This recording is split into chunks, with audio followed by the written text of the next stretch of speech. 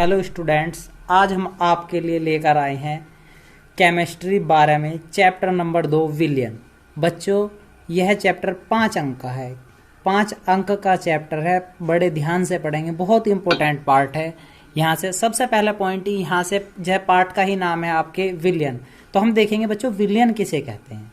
तो बच्चों सबसे पहले देखते हैं विलयन, दो या दो से अधिक पदार्थों के समांगी मिश्रण को। समांगी मिश्रण बच्चों, समांगी मिश्रण किसे कहा जाता है? जो मिश्रण आपस में मिल जाए या घुल जाए, इस प्रकार के मिश्रण को हम कहते हैं समांगी मिश्रण। तो दो या दो से अधिक पदार्थों के समांगी मिश्रण को विलयन कहते हैं। देखेंगे जैसे हमने यह एक पात्र लिया, इस पात्र में कुछ मात्रा में हमने जल भरा हुआ है और जल में सपोज हमने कुछ चीनी डाल दी। क्या डाला बच्चों? चीनी। तो कुछ चीनी डाल दी गई है और चीनी जब घुल गई, जब चीनी जल में घुल जाएगी तो पूरा का पूरा क्या बन जाएगा हमारे पास? विलयन। तो बच्चों यहाँ पे जो हमारे पास ये चीनी है, चीनी है यहाँ विलय। क्या है बच्चों? विलय। और जो हमारे पास जल है, जल क्या है इस समय? विलायक। तो जल की मात्रा कहलाएगी विलायक की मात्रा और चीनी की मात्रा कहलाएगी विलय की मात्रा। ठीक है बच्चों। तो विलय की मात्रा द्रव भी हो सकती है, ठोस भी हो सकती है, गैस भी हो सकती है। ठीक है, तो ध्यान रखेंगे इस प्रकार। अब बच्चों हम देखेंगे सबसे पहले विलय किसे कहते हैं। विलय माने घुलना। इस समांगी मिश्रण में जिस अवयव की मात्रा कम होती है उसे विलय कहते हैं। जो हमने ये समांगी मिश्रण बनाया था, तो इस मिश्रण में जिसकी भी मात्रा क्या होगी बच्चों? कम होगी। कम वाली मात्रा को हम क्या कहेंगे बच्चों? विलय कहेंगे। ठीक है। अब इसके बाद दूसरा पॉइंट बचा बच्चों हमारे पास, क्या? विलायक। तो इस समांगी मिश्रण में जिस अवयव की मात्रा कैसी होती है? अधिक होती है। अधिक का मतलब क्या है? ज्यादा होती है, उसे विलायक कहते हैं। तो अधिक वाली मात्रा को हम क्या कहते हैं बच्चों? विलायक कहते हैं। ठीक है। तो विलयन के बारे में हमारे समझ में आया। तो हमने पढ़ा था दो या दो से अधिक पदार्थों के समांगी मिश्रण को हम विलयन कहते हैं। जो दो चीजों से मिलकर बना होता है, विलय प्लस विलायक। तो विलय और विलायक के मिश्रण को या योग को ही हम क्या कहते हैं बच्चों? विलयन कहते हैं। अब आगे देखेंगे हम विलयन के कुछ प्रकार। विलयनों में सबसे पहला प्रकार हम पढ़ेंगे तनु विलयन। तनु विलयन कैसे कहते हैं? तो जिस विलयन में विलय की मात्रा विलायक की तुलना में कम होती है। विलायक की तुलना में कैसी होती है बच्चों? कम होती है, उसे तनु विलयन कहते हैं। तो यदि विलायक की मात्रा विलय की मात्रा से अधिक है, या फिर हम कहा जा सकते हैं कि विलय की मात्रा विलायक की मात्रा से कैसी है? कम है। तो विलय की मात्रा कैसी होनी चाहिए बच्चों? बस ध्यान रखेंगे, विलय कैसा है? कम है। किससे? विलायक से। तो किस प्रकार का विलयन बनेगा बच्चों? तनु विलयन बनेगा। अब हम देखेंगे सांद्र विलयन। तो बच्चों सांद्र विलयन किसे कहते हैं? जिस विलयन में विलय की मात्रा विलायक की तुलना में बहुत अधिक होती है। अब विलय की मात्रा कैसी है बच्चों? विलायक से अधिक है। अधिक का मतलब कैसा है? ज्यादा है। जब विलायक की मात्रा विलय से कैसी होगी? अधिक होगी। तो इस प्रकार के विलयन को हम क्या कहेंगे बच्चों? सांद्र विलयन कहते हैं। ठीक है। अब आगे देखते हैं। तो बच्चों अब हम नया टॉपिक देखेंगे, संतृप्त विलयन। संतृप्त, जब किसी निश्चित ताप पर बने विलयन में और अधिक विलय न घुल सकता हो तो उसे संतृप्त विलयन कहते हैं। बच्चों फिर दोबारा देखेंगे, जब किसी निश्चित ताप पर बने विलयन में और अधिक विलय न घुल सकता हो तो उसे संतृप्त विलयन कहते हैं। जैसे समझने का प्रयास करेंगे, सपोज फिलहाल के टेम्परेचर पर हमने जल लिया और जल में कुछ चीनी की मात्रा घोल ली, और चीनी की मात्रा जितनी भी घुल पा रही हो, तो जितनी भी मात्रा घुलेगी बस एक निश्चित स्थिति तक, बिना ताप बदले जब तक चीनी घुलेगी, वो वाली स्थिति क्या कहलाएगी बच्चों? संतृप्त अवस्था। यानी कि इस प्रकार के विलयन क्या बनेंगे? संतृप्त विलयन बनेंगे। ठीक है बच्चों, उम्मीद है समझ में आ गया होगा। अब देखेंगे इससे अगला पॉइंट, असंतृप्त विलयन। असंतृप्त विलयन, किसी ताप पर वह विलयन जिसमें विलय को और अधिक मात्रा में घोला जा सके,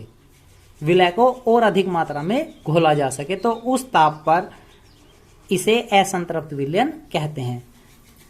तो किसी ताप पर वह विलयन जिसमें विलय को और अधिक मात्रा में घोला जा सके, तो उस ताप पर इसे असंतृप्त विलयन कहते हैं। तो बच्चों फिर से दोबारा देखेंगे, सपोज हम यह एक पात्र लिया था, इस पात्र में हमने जल लिया और जल में कुछ चीनी ली और हमने चीनी को घोलना शुरू कर दिया। जब चीनी घुलनी बंद हो गई तो हमने क्या काम करा, इसका टेम्परेचर थोड़ा सा बढ़ा दिया। जब हम थोड़ा सा टेम्परेचर बढ़ा देंगे तो टेम्परेचर बढ़ाने के कारण क्या होगा बच्चों, चीनी फिर से घुलनी शुरू हो जाएगी। जब चीनी बढ़े हुए टेम्परेचर पर फिर से घुलना बंद हो जाए तो हम क्या कर सकते हैं, टेम्परेचर यदि हम और ज्यादा बढ़ा देंगे तो चीनी क्या होगा, और ज्यादा घुलनी शुरू हो जाएगी। तो निर्भर किस बात पर कर रहा है बच्चों, ताप पर। यानी कि जितना भी ताप बढ़ाते जा रहे हैं उसी ताप पर, जितना भी हम ताप बढ़ाएंगे तो इस वाले ताप को हम क्या कहते हैं बच्चों, असंतृप्त विलयन। ठीक है, उम्मीद है समझ में आ गया होगा।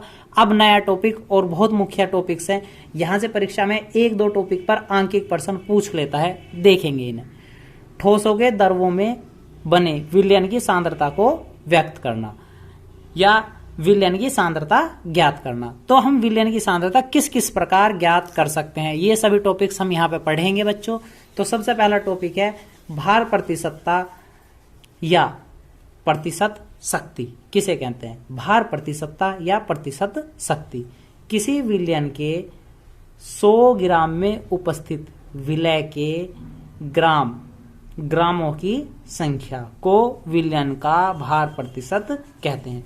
किसी विलयन में 100 ग्राम में उपस्थित, यानी कि जो हमने कोई विलयन ले रहे उसका 100 ग्राम विलयन में जो भी विलय के ग्राम अणुओं की संख्या होगी वो विलयन का क्या कहलाएगा, भार प्रतिशत कहलाएगा। भार प्रतिशत का सूत्र क्या है बच्चों, भार प्रतिशत बराबर विलय का भार क्या में होना चाहिए, ग्राम में, बटे में किसका, विलयन का भार, वो भी किस में चाहिए बच्चों हमें, ग्राम में, गुना 100।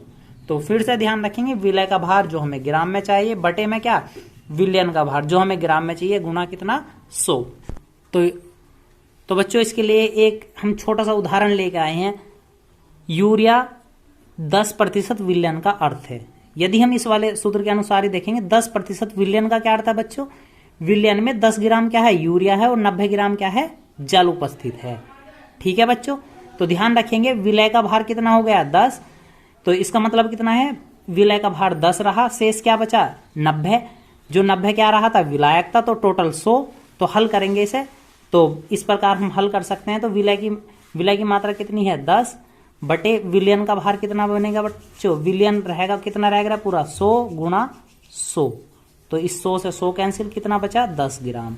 यानी कि यूरिया की मात्रा कितनी आई बच्चों यहां से हमारे पास, 10 ग्राम। तो बच्चों नया टॉपिक है ग्राम प्रतिशत लीटर में सांद्रता।